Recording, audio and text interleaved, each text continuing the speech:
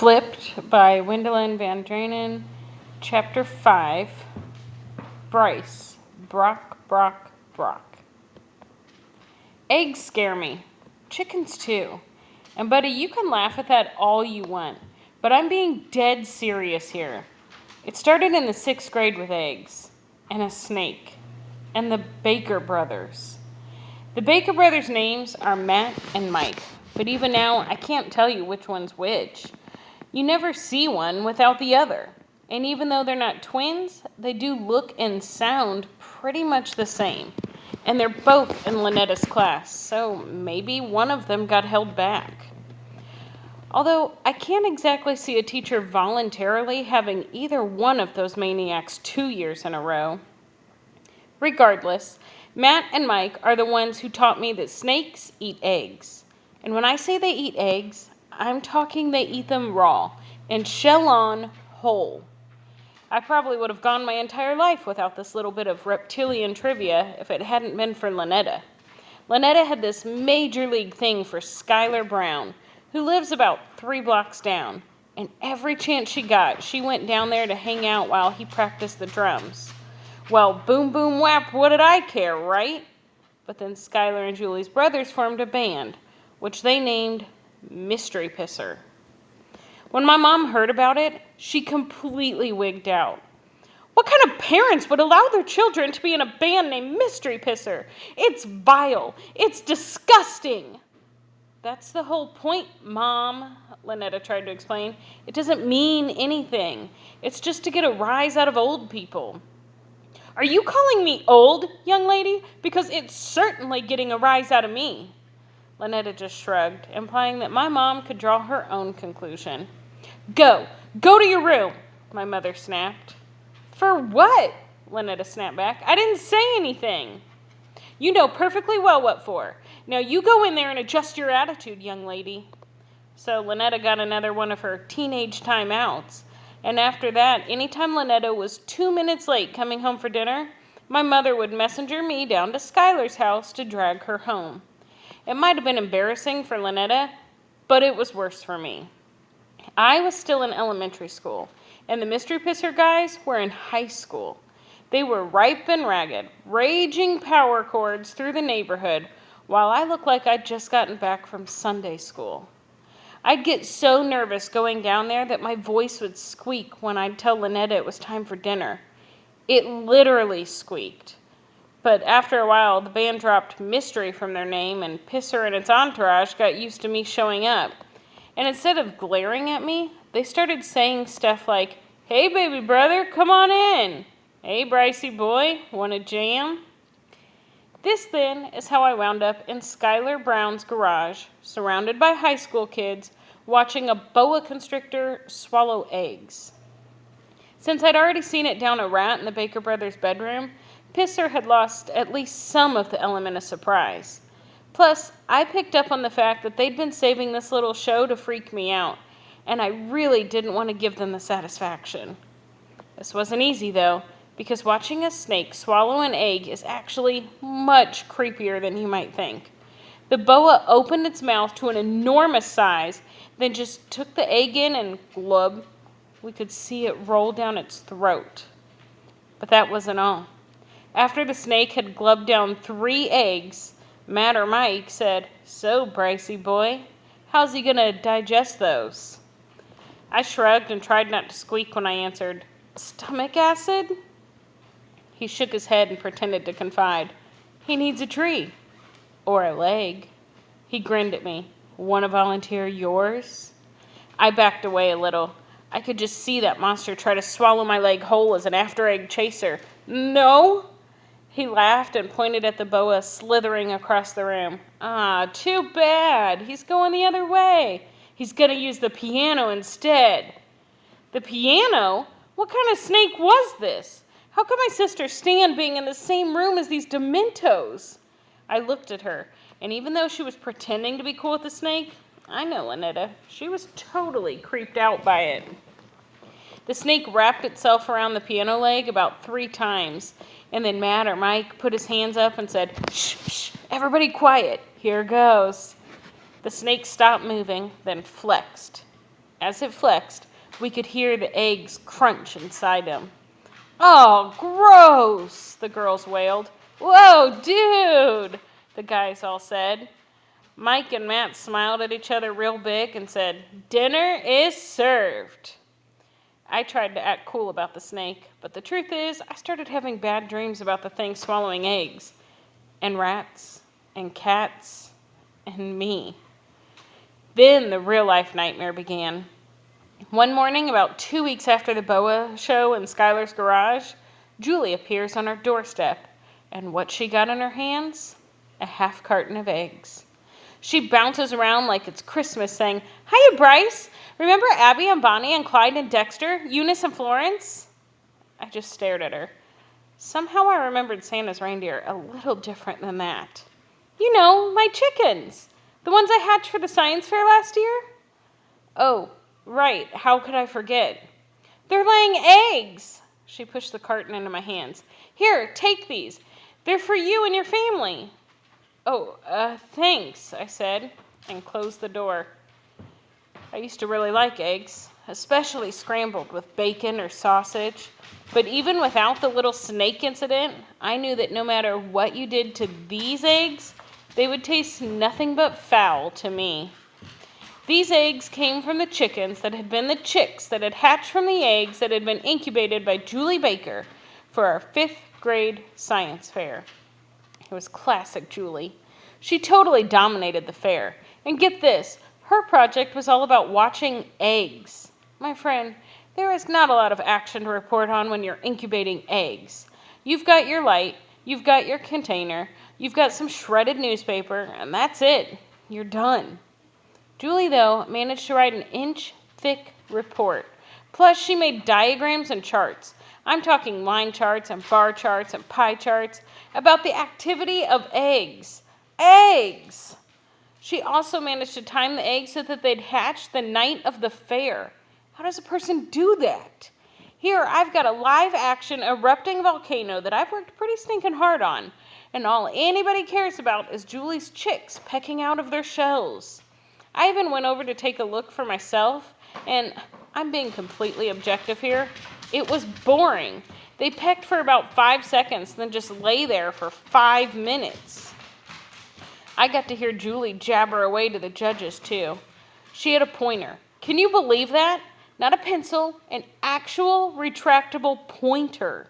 So she could reach across her incubator and tap on this chart or that diagram as she explained the excitement of watching eggs grow for 21 days. The only thing she could have done to be more overboard was put on a chicken costume, and buddy, I'm convinced if she'd thought of it, she would have done it.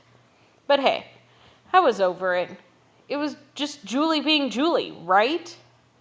But all of a sudden, there I am a year later holding a carton of homegrown eggs. And I'm having a hard time not getting annoyed all over again about her stupid blue ribbon project when my mother leans out from the hallway and says, "Who was that, honey? What have you got there, eggs?" I could tell by the look on her face that she was hot to scramble. "Yeah," I said and handed them to her, "but I'm having cereal." She opened the carton, then closed it with a smile. "How nice," she said. "Who brought them over?" "Julie. She grew them." "Grew them?" "Well, her chickens did." "Oh." Her smile started falling as she opened the carton again. "Is that so? I didn't know she had chickens." "Remember, you and Dad spent an hour watching them hatch at last year's science fair?" "Well, how do we know they're not chicks inside these eggs?" I shrugged. Like I said, I'm having cereal. We all had cereal. But what we talked about were eggs.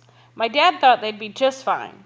He'd had farm fresh eggs when he was a kid and said they were delicious. My mother, though, couldn't get past the idea that she might be cracking open a dead chick. And pretty soon discussion turned to the role of the rooster, something me and my Cheerios could have done without. Finally, Lynetta said, "If they had a rooster, don't you think we'd know? Don't you think the whole neighborhood would know?" We all said, "Good point." But then my mom pipes up with, "Maybe they got it de-yodeled.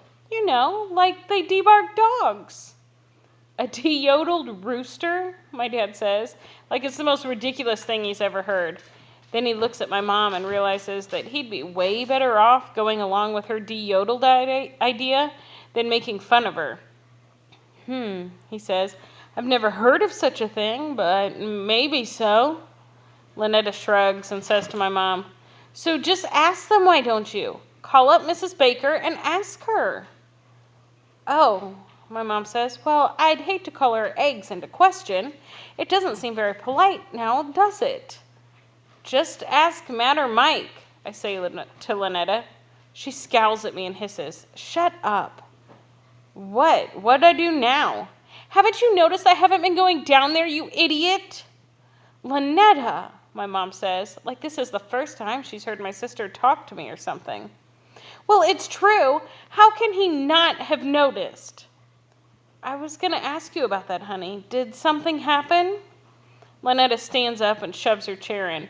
Like you care, she snaps and charges down to her room. Oh boy, my dad says. Mom says, excuse me, and follows Lynetta down the hall. When my mother's gone, my dad says, so son, why don't you just ask Julie? Dad, it's just a little question, Bryce, no harm, no foul. But it'll get me a half-hour answer. He studies me for a minute, then says, no boy should be this afraid of a girl. I'm not afraid of her. I think you are. Dad, seriously, son, I want you to get us an answer. Conquer your fear and get us an answer. To whether or not they have a rooster? That's right. He gets up and clears his cereal bowl, saying, I've got to get to work and you've got to get to school. I'll expect a report tonight. Great. Just great. The day was doomed before it had started. But then at school, when I told Garrett about what had happened, he just shrugged and said, well, she lives right across the street from you, right? Yeah, so? So just go look over the fence. You mean spy? Sure. But how can I tell if one of them's a rooster or not? Roosters are, I don't know, bigger, and they have more feathers. Feathers? Like I've got to go and count feathers? No, stupid. My mom says that the male's always brighter. Then he laughs and says, although in your case, I'm not so sure. Thanks. You're giving me big-time help here, buddy. I really appreciate it. Look, a rooster's going to be bigger and have brighter feathers. You know, those long ones in the back. They're redder or blacker or whatever. And don't roosters have some rubbery red stuff growing off the top of their head and some off their neck too? Yeah, the rooster's got all sorts of rubbery red stuff all around his face. So you're saying I'm supposed to look over the fence for big feathers and rubbery red stuff? Well, come to think of it, chickens have that rubbery red stuff too. Just not as much of it. I rolled my eyes at him and was about to say, forget it, I'll just ask Julie. But then he says, I'll come with you if you want. Seriously? Yeah, dude, seriously. And that, my friend, is how I wound up spying over the baker's back fence with Garrett Anderson at 3:30 that afternoon. And not my choice of covert operations, but a necessary one in order to report back to my dad that night at dinner. We got there fast, too. The bell rang and we basically charged off campus because I figured if I got to the baker's quick enough, we could look and leave before Julie was anywhere near her house.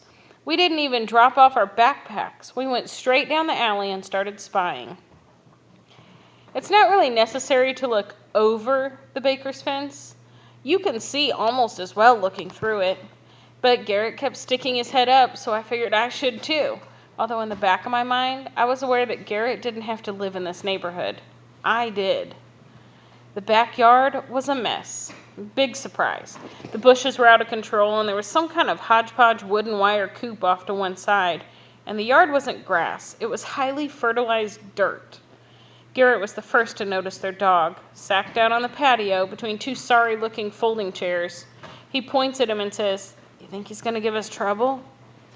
"We're not going to be here long enough to get into trouble. Where are those stupid chickens?" "Probably in the coop," he says, then picks up a rock and throws it at the mess of plywood and chicken wire. At first, all we hear is a bunch of feathers flapping, but then one of the birds comes fluttering out. Not very far, but enough so we can see it's got feathers and rubbery red stuff. So, I ask him, is that a rooster? He shrugs. Looks like a chicken to me. How can you tell? He shrugs again. Just does. We watch it scratching at the dirt for a minute, and then I ask, what's a hen anyway? A hen? Yeah, you got roosters, you got chickens, and then there's hens. What's a hen?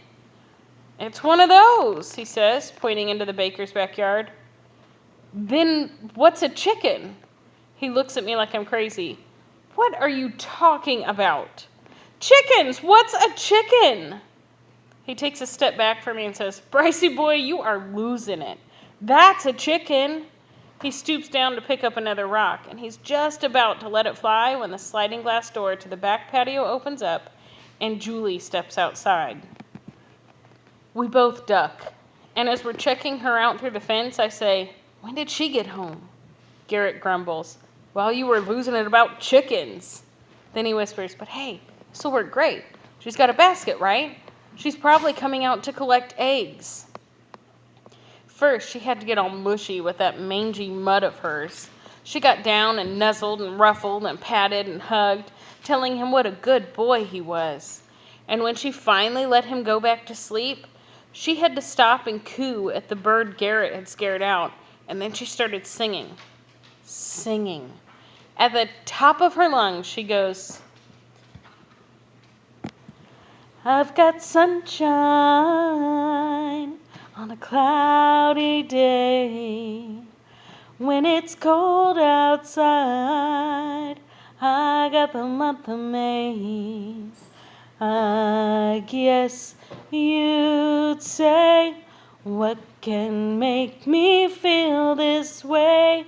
My girls, talking about my little girls.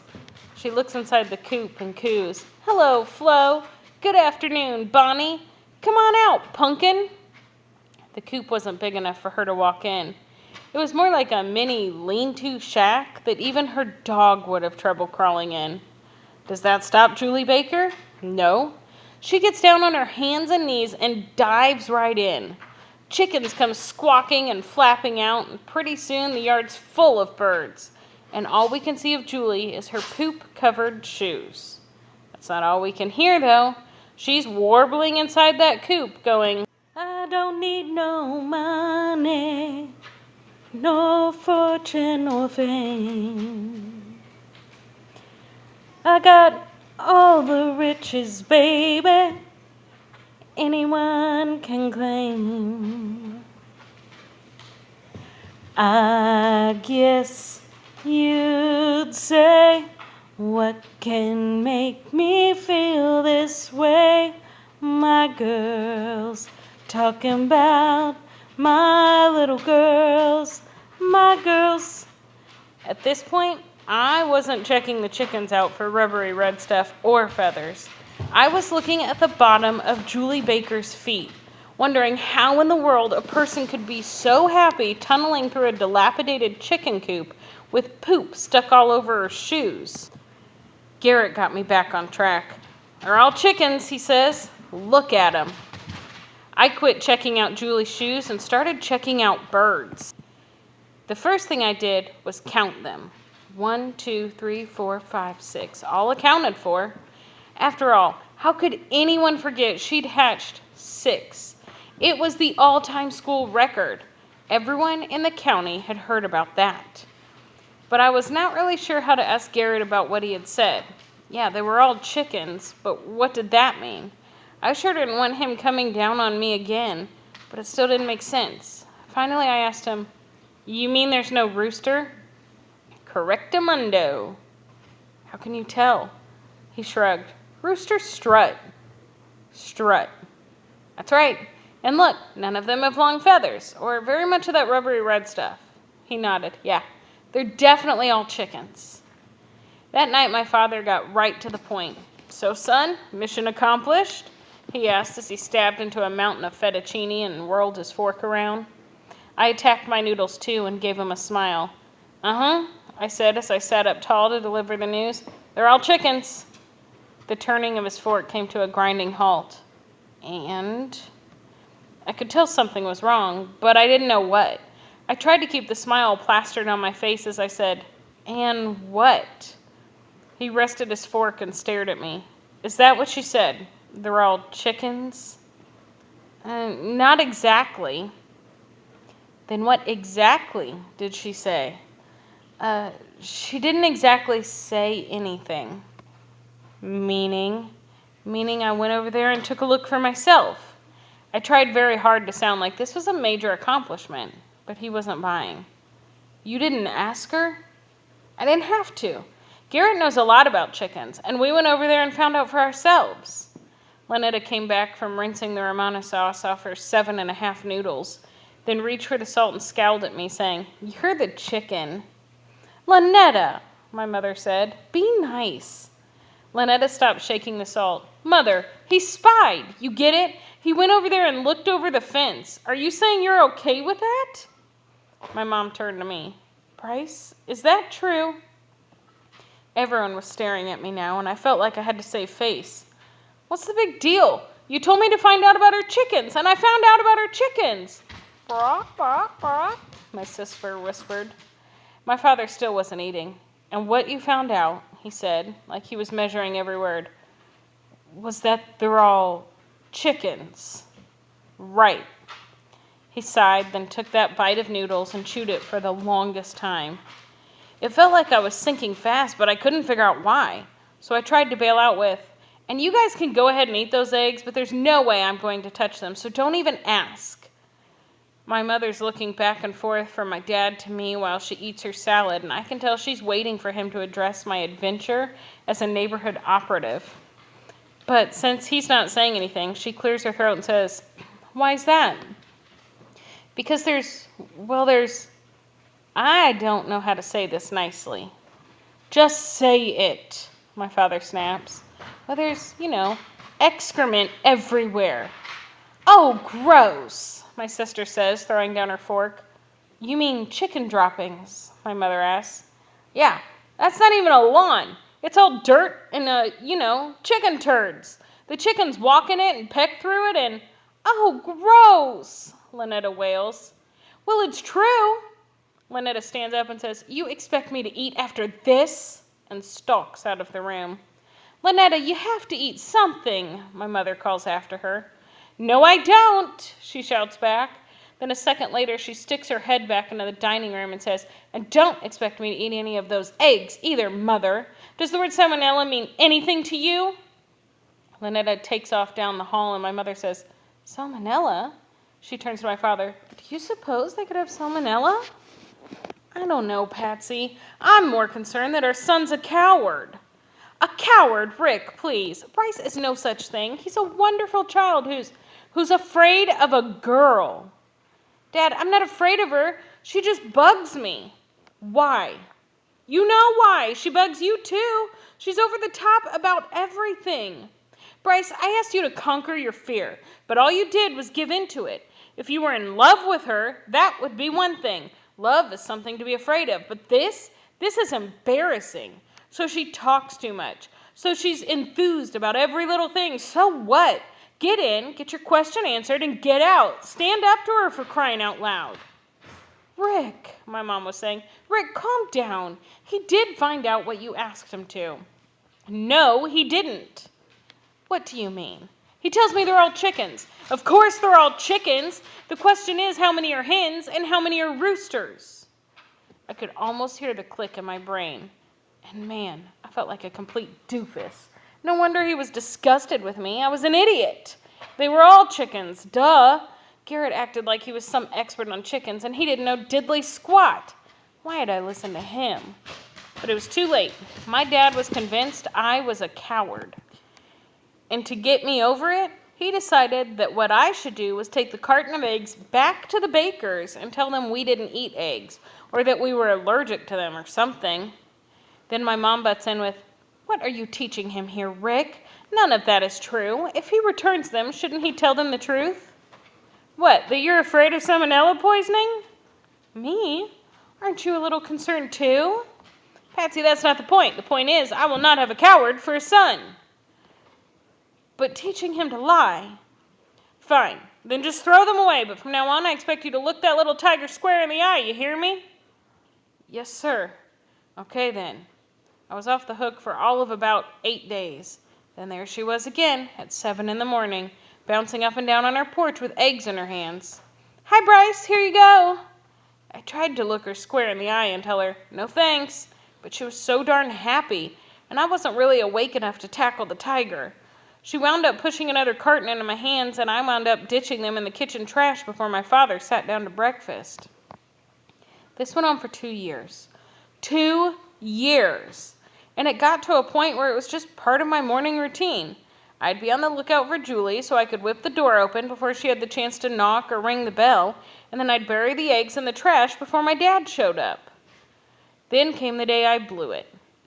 Julie'd actually been making herself pretty scarce because it was around the time they'd taken the sycamore tree down, but suddenly, one morning, she was back on our doorstep, delivering eggs. I took them as usual, and I went to chuck them as usual, but the kitchen trash was so full that there wasn't any room for the carton. So I put it on top, picked up the trash, and beat it out the front door to empty everything into the garbage can outside. Well, guess who's just standing there like a statue on my porch? The egg chick. I about spilled the trash all over the porch.